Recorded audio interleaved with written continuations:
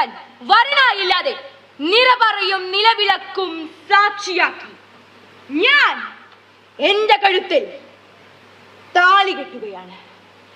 എന്നിലെ സ്ത്രീത്വം കാത്തു സൂക്ഷിക്കാനല്ല, മറിച്ച് ഭാരതത്തിൽ ഇന്ന് പിടിച്ചു ചീന്തപ്പെടുന്ന സ്ത്രീമാനത്തിനായുള്ള എന്റെ ഒറ്റയാൾ പോരാട്ടമാണ് ഈ സോളോഗമനം.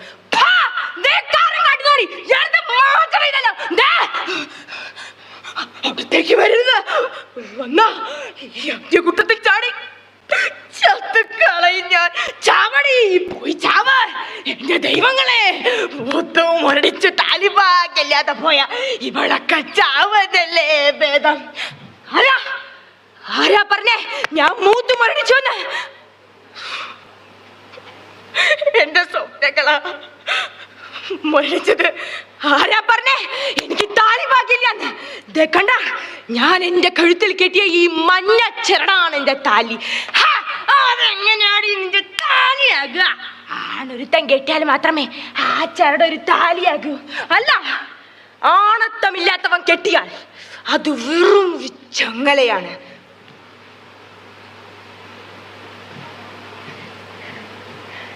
എടി പെണ്ണേ, നിന്റെ ഈ രൗദ്രഭാവമാണ് എനിക്കിഷ്ടമായത്. പോരുന്നു എന്റെ കൂടെ? എന്തിന്? എങ്ങോട്ട്? എന്റെ വീട്ടിലേക്ക്, മരണം വരെ കൂടെ പൊറുക്കാൻ.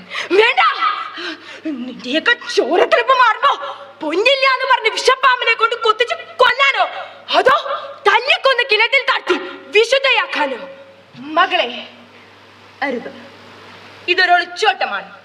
കർത്താവായ ഈശോ മിശിഹായുടെ സന്നിധിയിലേക്ക് കർത്താവിന്റെ മണവാട്ടിയായി ഞാൻ ഒളിച്ചോടിയതായിരുന്നില്ല. പക്ഷേ ഇപ്പോൾ ദൈവസന്നിധിയിൽ ഞാൻ മിശിഹായുടെ ദാസിയാണ്. എന്തിന്?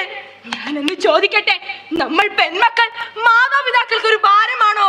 അതെ അതെ എന്നേ ഞാൻ പറയൂ. ഒരമ്മ എന്ന നിലയിൽ ഈ സമൂഹത്തെ എനിക്ക് പേടിയാ മക്കളെ. അതുകൊണ്ടാ മൂത്ത് മുരടിക്കുന്നതിന് മുമ്പേ നിങ്ങളെ കല്യാണം കഴിച്ച് കൊടുക്കണത്. അമ്മമ്മേ, എന്തിനാ ഞങ്ങളെ കല്യാണം കഴിച്ച് കൊടുക്കുന്നത്? ഈ ലോകത്ത് അധികാരം സ്ത്രീക്കും പുരുഷനും തുല്യമല്ലേ? അല്ല, മുലയൂട്ടാനും നൊന്ത് പ്രസവിക്കാനുമുള്ള അധികാരം അത് നമ്മൾ പെണ്ണുങ്ങൾക്ക് മാത്ര. അതൊരഹങ്കാരമാകുമ്പോളാ സ്ത്രീക്ക് പുരുഷൻ ശത്രുവാകണത്. അതുകൊണ്ട് തന്നെയാണ് മനുസ്മൃതിയിൽ പറഞ്ഞത്, പിതോ രക്ഷതി കൗമാരെ ഭർത്തോ രക്ഷതി യൗവനെ പുത്രോ രക്ഷതി വാർദ്ധക്യേ എന്ന്.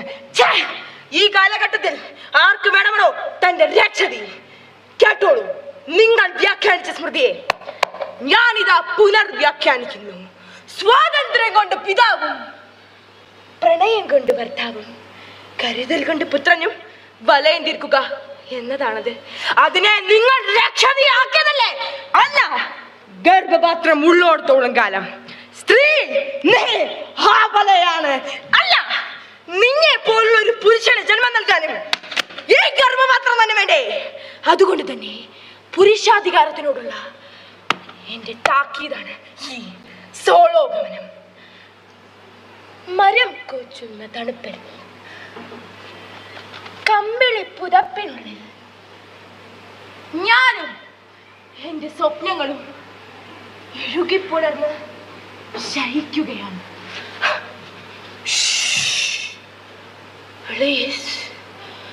ഉപദ്രവിക്കരുത്.